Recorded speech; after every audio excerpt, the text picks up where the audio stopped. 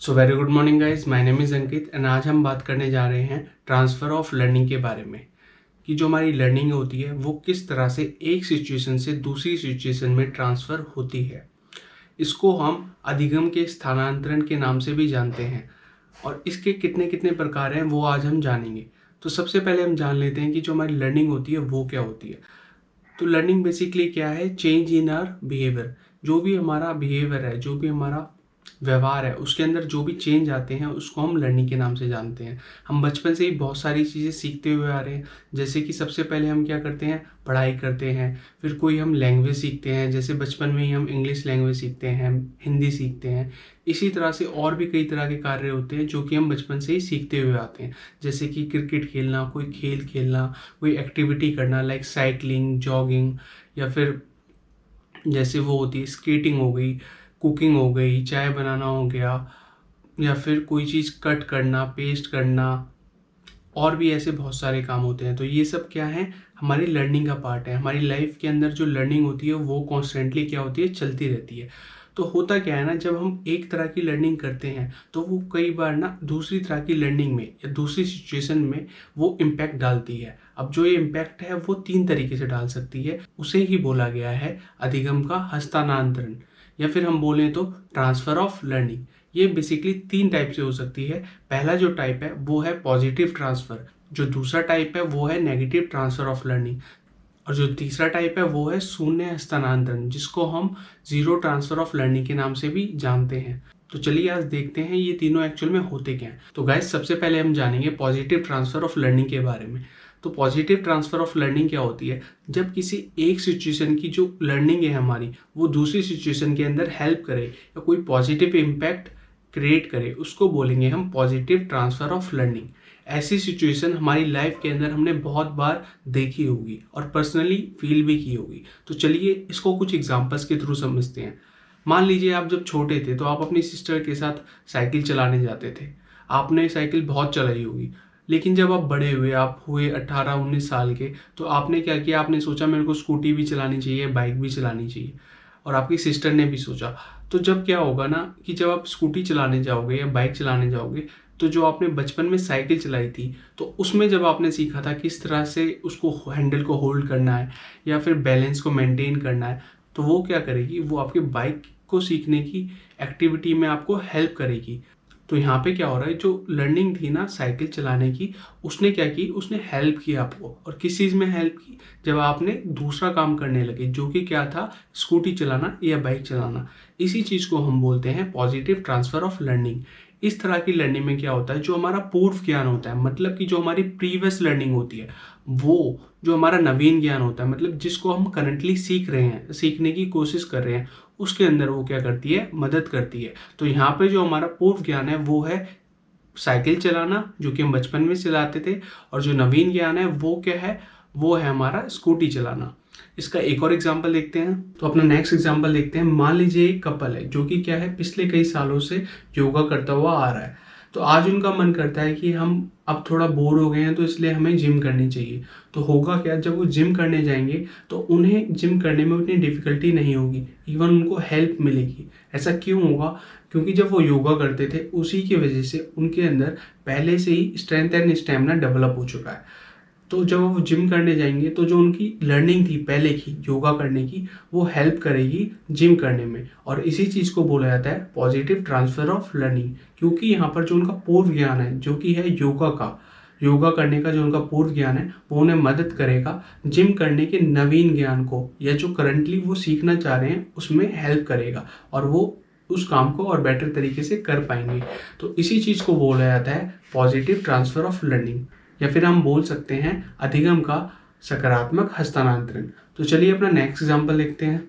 तो जो हमारा अगला एग्जांपल है वो पॉजिटिव ट्रांसफ़र ऑफ लर्निंग का बहुत बड़ी एग्जांपल है, अगर हम एजुकेशनल कॉन्टेक्स्ट के अंदर देखें तो। जैसे कि हम सभी प्राइमरी टीचर्स बनना चाह रहे हैं और हमारी ट्रेनिंग भी हुई होगी जब हम डीएलएड कर रहे होंगे या कोई भी टीचिंग कोर्स कर रहे होंगे। तो आपने पाया होगा जब आप बच्चों को सिखाते हो प्लस का कॉन्सेप्ट नर्सरी केजी क्लास में, लेकिन जैसे ही वो फर्स्ट क्लास में आते हैं तो हम उन्हें मल्टीप्लाई का कंसेप्ट सिखाते हैं। तो जब हम उन्हें मल्टीप्लाई का कंसेप्ट सिखाते हैं तो बहुत सारे बच्चे क्या होते हैं ना, इस चीज़ को भाप लेते हैं और समझ जाते हैं कि ये तो वो ही प्लस का कॉन्सेप्ट है, क्योंकि मल्टीप्लाई भी क्या है, रिपीटिव एडिशन ही तो है। जब हम कॉन्स्टेंटली लगातार जोड़ते हैं तो क्या बनता है, मल्टीप्लाई बनता है। तो इसी चीज़ को बोला जाता है पॉजिटिव ट्रांसफर ऑफ लर्निंग, क्योंकि बच्चे ने जो पहले एडिशन का कंसेप्ट है वो सीखा हुआ था, और अब जब वो मल्टीप्लाई का कंसेप्ट सीख रहा है तो उसके अंदर जो उसका एडिशन का कंसेप्ट था वो क्या है कर रहा है, तो वो क्या कर रहा है, वो हेल्प कर रहा है और वो उसको सीखने में मदद कर रहा है। तो यहाँ पर जो उसका पूर्व ज्ञान था, जो कि था एडिशन का कॉन्सेप्ट, वो उसके नवीन ज्ञान मतलब कि मल्टीप्लिकेशन के कॉन्सेप्ट को सीखने में मदद कर रहा है। इसे ही हम बोलते हैं अधिगम का सकारात्मक हस्तांतरण। तो चलिए अपना next type of transfer of learning देखते हैं, जिसको हम नेगेटिव ट्रांसफर ऑफ लर्निंग के नाम से जानते हैं। इसको हिंदी में नकारात्मक हस्तांतरण के नाम से भी जाना जाता है। तो इसमें होता क्या है ना, जो हमारा पूर्व ज्ञान होता है वो हमारे नवीन ज्ञान को सीखने में मदद नहीं करता, बल्कि उसको क्या करता है, बाधित करता है या उसको ऑब्स्ट्रक्ट करता है। उसमें क्या करता है, उसमें प्रॉब्लम्स क्रिएट करता है। तो ऐसा भी हमारी लाइफ के अंदर बहुत बार पाया जाता है। आपने बहुत बार नोटिस किया होगा कि जब भी अगर आप विदेश में गए होगे या फिर आपका घर यहाँ इंडिया में भी है और बाहर भी है, तो होता क्या है, इंडिया के अंदर अगर आप ड्राइविंग करेंगे, तो मान लीजिए अगर आप इंडिया के अंदर ड्राइविंग कर रहे हैं और आप कार के अंदर बैठे हैं, तो आपने रियलाइज़ किया होगा कि आप अगर कार के अंदर बैठे हैं तो आप कार के अंदर राइट साइड पे क्या कर रहे होते हैं, ड्राइविंग कर रहे होते हैं, या जो उसकी राइडिंग सीट होती है जिसको बोलते हैं, क्या बोलते हैं उसको, स्टेयरिंग, जो उसका स्टेयरिंग होता है वो क्या होता है, राइट साइड पे होता है। लेकिन जैसे ही आप फॉरेन कंट्रीज में जाएंगे, बहुत सारे ऐसे कंट्रीज हैं जिसके अंदर जो स्टेयरिंग होता है वो लेफ्ट साइड पे होता है। अगर हम अंदर बैठे हैं, मैं उसकी बात कर रहा हूँ, क्योंकि अगर बाहर से देखेंगे तो अलग हो सकता है, मतलब अपोजिट साइड होता है, इतना याद रखना। इंडिया में अलग होता है और बाहर की कंट्रीज में अलग होता है। तो होता क्या है ना, क्योंकि जब आपने पूरे कई सालों से केवल एक साइड पे ड्राइविंग की होती है, तो आपका माइंड कंडीशनड उसी हिसाब से होता है, आपके माइंड को उसी हिसाब से ट्रेनिंग मिली होती है ड्राइव करने की या गाड़ी चलाने की। तो जब आप दूसरी कंडीशन में जाते हैं, फॉरेन कंट्रीज में जाते हैं, तो क्या होगा, आपको दूसरी साइड पे ड्राइविंग करनी होगी, तो ऑब्वियसली आपको उसमें दिक्कत आएगी। तो इसे ही बोला जाता है नेगेटिव ट्रांसफर ऑफ लर्निंग, या फिर बोले तो, या फिर हम कह सकते हैं अधिगम का नकारात्मक हस्तांतरण। तो इसमें होता क्या है ना, कि जो हमारा पूर्व ज्ञान होता है वो हमारे नवीन ज्ञान को क्या करता है, बाधित करता है। इसका एक और एग्जांपल देखते हैं। तो गाइस, आपने देखा होगा कि बहुत सारे ऐसे बच्चे होते हैं जो एम को यम बुलाते हैं, एन को यन बुलाते हैं। और अगर ऐसा ही बच्चा आपके सामने एज अ टीचर आता है और आप उसको बताओगे कि एम को यम नहीं एम बोलेंगे, एन को यन नहीं एन बोलेंगे, या फिर वो और कोई प्रोनाउंसिएशन मिस्टेक कर रहा है, तो जब आप उसको ये चीज़ सिखाओगे ना, तो उसको उसमें प्रॉब्लम होगी और वो उसको ईजिली कैप्चर नहीं कर पाएगा। क्योंकि हो क्या रहा है ना, जो यहाँ पे उसका प्रीवियस नॉलेज है जो कि उसे बचपन से मिली है, वो क्या कर रही है ना, जो उसकी न्यू नॉलेज है उसके अंदर ऑब्स्ट्रक्शन क्रिएट कर रही है, उसके अंदर क्या कर रही है, प्रॉब्लम क्रिएट कर रही है। तो इसे ही हम बोलते हैं नेगेटिव ट्रांसफर ऑफ लर्निंग। यहाँ पे क्या होता है, जो हमारा पूर्व ज्ञान होता है वो हमारे नवीन ज्ञान को क्या करता है, बाधित करता है। साथ ही साथ मैं आपको एक बात और बता दूं, जब ये नेगेटिव ट्रांसफर ऑफ लर्निंग चल रहा है तो इसके अंदर भी दो केस हो सकते हैं। तो गाइस, जो पहली कंडीशन हो सकती है वो ये हो सकती है कि जो हमारी प्रेजेंट लर्निंग है, मतलब कि जो हम करेंटली सीख रहे हैं, वो क्या करेगी, वो जो हमारी प्रीवियस लर्निंग है उसको क्या करेगी, ऑब्स्ट्रक्ट करेगी या उसमें क्या करेगी, प्रॉब्लम क्रिएट करेगी। तो ऐसी लर्निंग को बोल सकते हैं हम रेट्रोएक्टिव इनहिबिशन। इसमें होता क्या है कि जो हमारा प्रीवियस नॉलेज होती है, जो हमारा पूर्व ज्ञान होता है, उसको कौन बाधित करता है, उसको बाधित करता है नवीन ज्ञान, या फिर जो चीज़ हम करंटली सीख रहे हैं। और ये किसका एक टाइप है, ये एक टाइप है नेगेटिव ट्रांसफर ऑफ लर्निंग का। साथ ही साथ जो इसका दूसरा टाइप होता है उसमें क्या होता है, जो हमारा पूर्व ज्ञान होता है, मतलब कि जो हमारी प्रीवियस लर्निंग होती है, वो किसको बाधित करती है या किसको ऑब्स्ट्रक्ट करती है, वो करती है हमारी प्रेजेंट लर्निंग को ऑब्स्ट्रक्ट, और उसको बोलते हैं प्रोएक्टिव इनहिबिशन। इसको याद करने का एक बहुत अच्छा तरीका है कि रेट्रो का मतलब क्या होता है, पुराना, मतलब कि जो पिछले समय का था। तो रेट्रो से आप याद रखना कि जब हमारी पुरानी लर्निंग वो होगी, ऑब्स्ट्रक्ट होगी, तो उसको बोलेंगे रेट्रोएक्टिव इनहिबिशन। और जब हमारी प्रेजेंट लर्निंग अफेक्ट होगी, उसको हम बोलेंगे प्रोएक्टिव इनहिबिशन। प्रो का मतलब क्या होता है, टू मूव फॉरवर्ड, या फिर आगे की तरफ देखना, मतलब कि प्रो का मतलब जो हमारी प्रेजेंट लर्निंग है, तो वो क्या हो रही है, यहाँ पे अफेक्ट हो रही है। तो आपको ये समझ आ गया होगा कॉन्सेप्ट कि प्रोएक्टिव इनहिबिशन क्या होता है और रेट्रोएक्टिव इनहिबिशन क्या होता है। तो चलिए अपना जो नेक्स्ट टाइप ऑफ लर्निंग है या जो नेक्स्ट ट्रांसफर ऑफ लर्निंग है वो देखते हैं, जो कि है ज़ीरो ट्रांसफ़र ऑफ लर्निंग। तो इसमें होता है क्या है ना कि जब हमारी एक सिचुएशन की लर्निंग किसी दूसरी सिचुएशन की लर्निंग को बिल्कुल भी इफेक्ट ना करे, उस पर कोई फ़र्क ही ना पड़े, तो उसको बोलेंगे ज़ीरो ट्रांसफ़र ऑफ लर्निंग, या फिर बोल सकते हैं neutral transfer of learning. Hindi में इसको बोलेंगे अधिगम का शून्य हस्तांतरण। तो इसके भी कुछ एग्जाम्पल देख लेते हैं हम। मान लीजिए एक लड़की है जो कि क्या है, बहुत अच्छा वायलिन बजाती है या पियानो बजाती है, ठीक है। तो कल को क्या है, वो क्या करती है, वो मेकअप करना स्टार्ट करती है और वो बहुत बढ़िया मेकअप भी करती है। तो इन दोनों सिचुएशन में क्या है, क्या जो उसका वायलिन बजाना है, पियानो बजाना है, वो मेकअप पे कोई इफेक्ट डालेगा? आप खुद सोचो, पॉजिटिव या नेगेटिव? नहीं डालेगा ना। तो इस तरह की लर्निंग को बोला जाएगा, तो इस तरह के ट्रांसफ़र को बोला जाएगा ज़ीरो ट्रांसफ़र ऑफ लर्निंग। क्योंकि यहाँ पे जो हमारा पियानो बजाना है, वो जो हमारे मेकअप करने के जो कार्य है, जो काम है या स्किल है, उस पर कोई भी इम्पैक्ट नहीं डालेगा, क्योंकि दोनों के बीच कोई भी क्या है, सिमिलरिटी तो है ही नहीं ना। मेकअप करने में या फिर पियानो बजाने में या फिर वायलिन बजाने में, उसमें तो कोई सिमिलरिटी नहीं है, कोई समानता ही नहीं है। तो ये एक दूसरे को इफेक्ट नहीं करेंगे। इसका एक और एग्जांपल देखते हैं। मान लीजिए एक छोटा सा बच्चा है, वो क्या है, बचपन में गिटार बजाता है, बहुत गिटार बजाता है, और जब वो बड़ा होता है तो मम्मी कहती है अब तूने बहुत खेल कूद लिया, अब तेरे को काम भी करना स्टार्ट करना पड़ेगा घर का। या फिर वो ऐसी सिचुएशन में आ जाता है कि उसको वहाँ पे चाय बनानी पड़ती है या कॉफ़ी बनानी पड़ती है। तो जब वो कॉफ़ी बनाना सीखेगा, तो जो उसका पहले का जो एक कार्य था, जो कि क्या था, वायलिन बजाना या गिटार बजाना, वो क्या उसमें ऑब्स्ट्रक्ट करेगा या उसमें हेल्प करेगा? नहीं ना। तो इस तरह की लर्निंग को भी बोला जाता है ज़ीरो ट्रांसफ़र ऑफ लर्निंग। क्योंकि यहाँ पे जो वायलिन बजाना है या जो उसका गिटार बजाना है, वो जो उसके कॉफ़ी बनाने के कार्य में या जो उसके चाय बनाने का काम है, उसमें कहीं भी कोई भी इम्पैक्ट नहीं क्रिएट करेगा, ना पॉजिटिव ना ही नेगेटिव। तो इस तरह की लर्निंग को क्या बोला जाता है, ज़ीरो ट्रांसफ़र ऑफ लर्निंग। क्योंकि यहाँ पे किसी भी तरह का कोई भी ट्रांसफ़र नहीं हो रहा, चाहे हम पहली सिचुएशन देखें या फिर हम दूसरी सिचुएशन देखें। तो गाइस, आज हमने देखा ट्रांसफ़र ऑफ लर्निंग के बारे में, जिसमें हमने सबसे पहले पढ़ा पॉजिटिव ट्रांसफ़र ऑफ लर्निंग, फिर पढ़ा नेगेटिव ट्रांसफ़र ऑफ लर्निंग, फिर पढ़ा ज़ीरो ट्रांसफ़र ऑफ लर्निंग।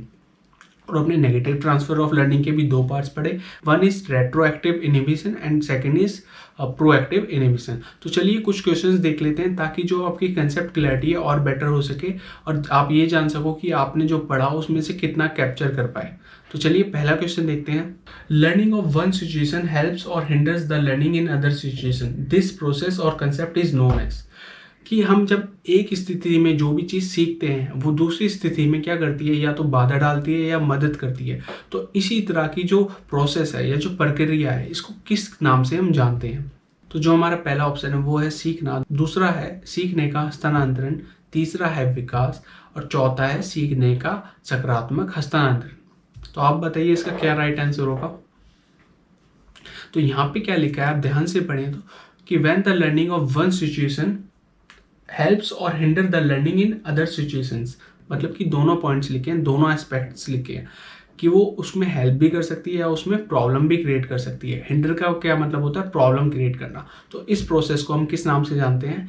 इसको हम जानते हैं अधिगम का हस्तांतरण, या फिर हम बोले तो सीखने का हस्तांतरण, जिसको हम इंग्लिश में बोलते हैं ट्रांसफर ऑफ लर्निंग। तो जो हमारा करेक्ट ऑप्शन होगा वो होगा ऑप्शन सेकंड। तो चलिए अपना नेक्स्ट क्वेश्चन देखते हैं। एक राहुल नाम का लड़का है और वो क्या कर रहा है, जो उसकी मैथ्स की नॉलेज थी ना, जो उसने मैथ्स का ज्ञान था, उसका गणित का ज्ञान था, उसको फिजिक्स के जो न्यूमेरिकल्स है उनको सॉल्व करने में उसकी मदद ले रहा है।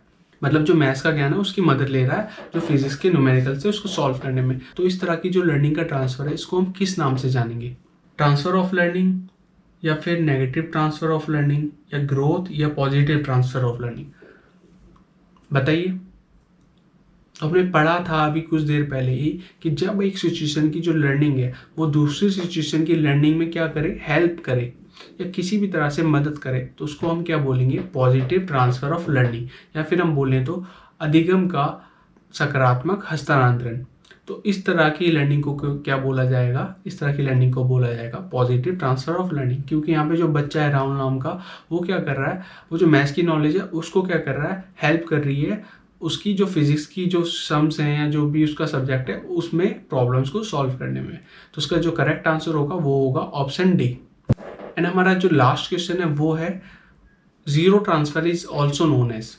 ज़ीरो ट्रांसफ़र ऑफ लर्निंग जो हमने अभी पढ़ी थी कुछ टाइम पहले, उसका दूसरा नाम क्या है? तो हमारे ऑप्शंस हैं negative transfer of learning, neutral transfer of learning, lowest transfer of learning या फिर positive transfer of learning.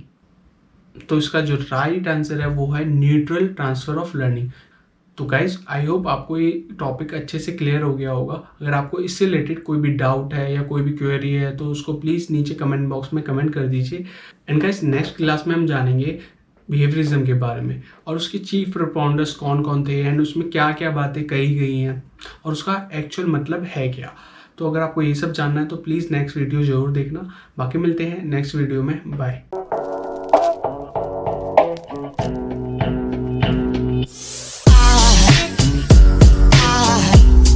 Goes aside from my soul.